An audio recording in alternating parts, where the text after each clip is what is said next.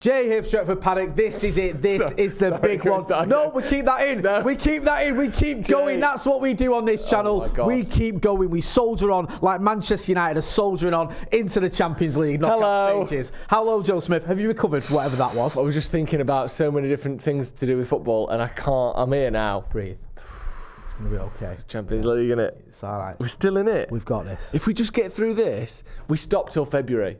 And we can just regroup. Martinez, Shaw, etc. Casemiro, they're all going to be back. Do you know what I mean? Just win these few games, and everything will be okay. Everything will be all right. As Daniel Bedingfield said, got to get through this. That is the main thing. One thing we need to get through, though, is this sort of stop-start nature of the season, because we've been here before, Josie. After the Brentford game, we thought, this could be it. And then we had a couple of wins and then crashing down to earth with the loss against Manchester City, then the loss against Newcastle. The moment against Copenhagen, last time we played him, felt big, didn't it, with the Onana save? We didn't really build on it. The Bruno goal at Fulham felt big. Do you feel different this time? Do you feel like this could be an opportunity, or do you still feel that we don't know because it's Man United? I feel like it needs to be, and at some point it's going to have to be. Yeah. Do you know the Colosseum in Rome? I know it well. Do you know they've discovered recently about why it's lasted for so long? I feel like that's Man United this season. Why has it lasted for so long? They put certain chemicals in the cement, right? That mean that when it rains, they actually activate these chemicals and they expand and fill the cracks in the Colosseum. Right. And that's United this season. We almost need the rain (brackets losses) to activate our healing mechanism (brackets wins). That might be the greatest analogy we've ever had on this channel. So, but I'm hopeful we've had enough rain now to seal some of those cracks up. Right. Because I think I like that play like you mean it, or what was it that was written on the bed sheet the other day before the game? And I've forgotten that it's words to that effect. And McTominay came out and said, we spoke about it before the game, and I feel as though in other times where managers have got sacked and form has just gone down and down and down, there's been a sort of hopelessness and a kind of embarrassment from a lot of the players, where they're almost they know what they're doing, they're trying to trip the manager up, or they're unable to stop it. But with this, I feel as though there's a bit of fight in there, and I think that's coming from Ten Hag. I like what he said the other day about, my players are fighters, I'm a fighter, and we're going to keep fighting. I like that. Yeah. It's not this, we needed to improve the defence and midfield and attack stuff. It's like, this hasn't got away from us. We're going to turn this around, wait and see.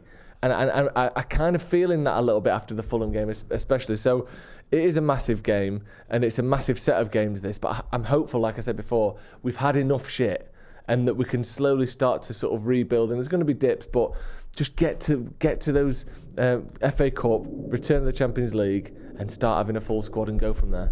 Yeah, no, I liked Erik Ten Hag in that press conference. It doesn't tell you the full story, but he came out fighting, and he wasn't sort of kicking off with journalists or blaming anyone else or moaning. It felt like a real, look, this is what I'm trying to do. I'm not deluded. I know the task in hand. This is how I'm going to go about it. I quite like what he said, and we've seen it with other managers in the past at United, where they've come into press conferences, tried to do that, it hasn't worked. They've got angry, or they've come across as annoyed or moody or deflated. So we'll see it on the pitch, though. That's what matters. Right, let's talk about Bruno Fernandes, because he's been coming in for a little bit of stick over the last few weeks. Roy Keane obviously said he's a fantastic footballer, or a brilliant footballer, but he'd take the captain's armband off him. We saw he got the late winner against Fulham. I mean, where do you stand on Bruno? Because I think that was his 122nd goal involvement in 200 games for Manchester United, which is a phenomenal record for a midfielder. Let's have it right. He is the captain. He's probably the most successful signing post Sir Alex Ferguson. One of the few signings who's been value for money post Sir Alex Ferguson. Yet he does have his detractors, and not all of them are idiots. There are some people who make good points about questioning aspects of his game. Where do you stand on Bruno Fernandes? I think it's almost one of those where it's like, I don't love the conversation because there's no better alternative. Okay. So, I get it. It's like, I'm hungry. Okay, let me look in the cupboard. Oh, it's super noodles and a bear cupboard. Okay, it's not my favourite meal, but I'm having super noodles. Right. I think it's like, Bruno isn't the perfect captain. He isn't Roy Keane. He isn't, Brian Robson. He isn't the greatest captain in the history of football. Like those two could sort of claim to be. But he's the best we've got. The other option is Varane, who misses a third of every season due to injury, and if Varane was captain, will it still be Bruno starting as captain every week in those games that we've just mentioned because Varane wasn't fit? There isn't really one player who plays every week at the minute, other than Bruno. Or Rashford. I mean, even Maguire doesn't play every week. He's only just started playing. And he's just had the captaincy took off. Yeah, you're not going to give it him back. And everyone was crying out for that. So he's the best option we've got. And I just think, like, that's it. That's the end of it for me. Yeah. I get it. Criticise him, criticise what he does. But this whole thing of taking the captain's armband off him, I have not seen a single person even offer an alternative, let alone one that I think would satisfy anything. And also, then you're going through the rigmarole of taking the armband off of 2 players since you arrived. That looks bad on Ten Hag. It looks bad on Bruno unnecessarily. There's no alternative that's any better. Just leave it with him and just leave this conversation. I like him. He's good, and there's no one any better to take. Do you know the 2 most overvalued commodities at Manchester United Football Club, or the 2 things that are given? Number 7 in the captain's armband. All right, 3. I'll give you number 7. Attacking corners for us because they're meaningless. Don't count. And the captain's set and the number 7 shirt. Yeah. I agree with you. I almost forgot about number 7, but I completely agree. It's not as deep as people make out. And you nailed it with the Roy Keane, Brian Robson. Roy Keane and Brian Robson are 2 of the greatest captains in the history of sport. Yeah. And we were just lucky enough to have them as almost successive captains at Manchester United. I know there was Steve Bruce and everything between them, but almost successive. That doesn't happen. It's like the class of 92. It's like saying just find 5 youngsters that can come into this team and dominate English football for the next decade. You're not going to. No. It's a one-off. We just happen to have a one-off twice. So you're not going to find another captain like Roy Keane or Brian Robson. I know we'd love to.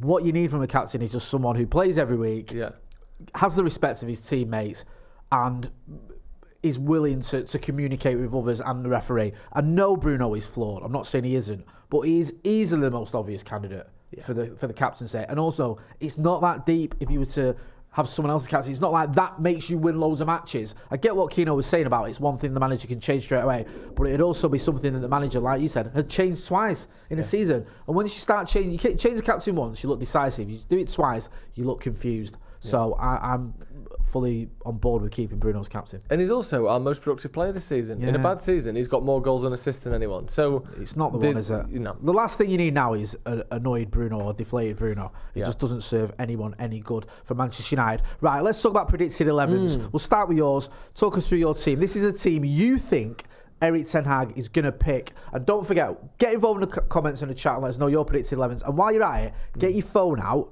film yourself in landscape and send us your score predictions as well. 30 seconds of your score predictions for FC Copenhagen versus Manchester United. Send them to paddockmatchday@gmail.com. Right, Joe, talk us through your team, please. Yeah, I've gone sort of slightly rotated, but a lot of players that started the other day have kept their place. Onana, Wan-Bissaka. I've brought Varane back in, Maguire and Dalot. As much as anything, even Maguire, Evans needs a rest. Which is mad to say that we're resting Johnny Evans and bringing in Varane. But even if Ten Hag is picking Evans because it's a tactical thing and he prefers Varane and he prefers Maguire and Evans as a partnership, Johnny Evans can't just play 2 games a week every week. So something's got to change there. And I don't think Maguire's the one to change unless there's any kind of knock-on effect from that blow to the eye that he got in the first few minutes. But if there isn't, I expect him to start. Dalot at left back. Midfield, that midfield 3 I've gone unchanged. Again, I don't think they were fantastic, but we've seen a lot of midfielders permutations this season, and most of them haven't kept clean sheets. So whilst I think there's issues there, I think in terms of tackling and winning the ball back, of our fit players, McTominay has got the best defensive tackling stats. They're not exceptional, they're not as good as Casemiro, but compared to Amrabat, they're slightly better, and they're obviously better than Mason Mount or Eriksen or whatever. So I think he plays for that reason. You've got to play Bruno. What I have done is I've brought Mount in on the right hand side. I think, again, Anthony, he's getting to the point as well, isn't he, where he's becoming a bit of a... He's sort of taken that Maguire mantle. You pass the sort of Olympic torch from one person to another and drag it around the country. Yeah. You're passing the who's the meme at Manchester United, and Maguire's just handing it off to Anthony. Yeah. And I just think pull him out, get him out of the firing line a little bit. Again, as I always say with every United player, I want Anthony to be the best player he can because that helps United. I think having a little breather might enable him to, have just a minute and sort of come back stronger. So also gives Mount a chance, and I think Rashford and and Højlund pick themselves really at this point, because he's not getting a lot of goals, but he is scoring in the Champions League, and Martial as an alternative is essentially non-existent when he's on the pitch. Yeah, it all makes sense to me. I've gone for a very, very similar team to you. I've brought in Sergio Reguilon. We think he's fit, if he's available. I just think Delot's played a lot of football recently, and I know he can play on the left, and he does a decent job there, but he's not a left back. I think you've got a left back there who's come back from injury now and should be fully fit, and if he is fully fit, hasn't played nearly as many games as Diogo Dalot. At some point, give Dalot a rest. This might be the game to do it, because I don't think you suffer much if you bring Reguilon in at left back over Dalot. I think it's pretty much a like-for-like swap, so I would be willing to give Reguilon the nod, and I think more importantly Ten Hag would be.